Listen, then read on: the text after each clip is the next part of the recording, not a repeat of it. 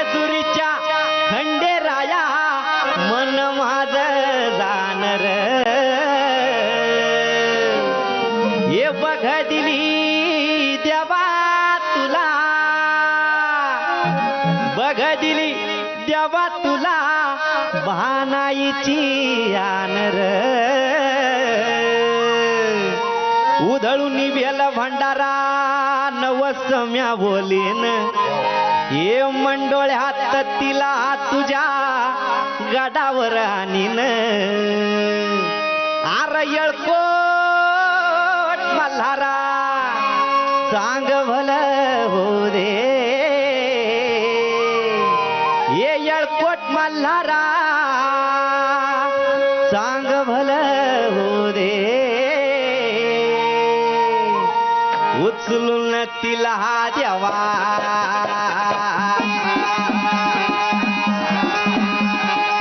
उचलून तिला देवा तिला देवा तिला देवा तुझी पायरी चढू दे उचलून तिला देवा तिला देवा तिला देवा तुझी पायरी चढू दे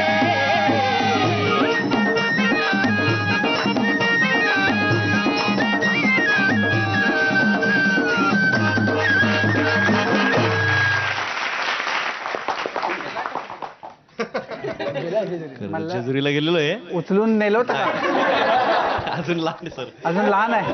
मग सांग काय अपेक्षा वगैरे काय महाराष्ट्राला कळू दे काय पत्रिका बघायची आहे काय म्हणजे आता किती 40-44 प्रयोग झाले. तुम्हाला खूप वेगवेगळे अनुभव येत असतील.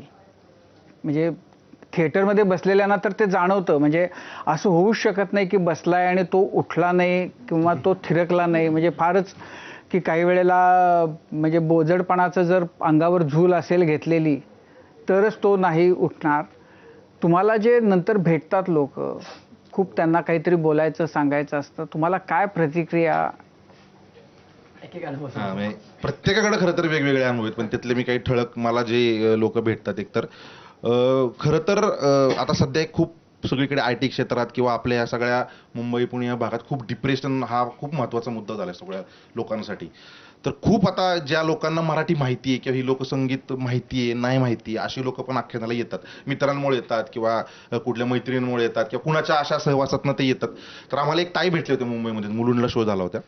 तर काही त्यांच्या काही प्रॉब्लेम असतील मला माहिती नाही. ते मला येऊन म्हटलं की आम्ही दोघं होतो आणि त्या ऑलरेडी खूप रडत होत्या तिथे. काय मला जनरली आख्यानाचा शेवटचा इम्पॅक्टच असा आहे की खूप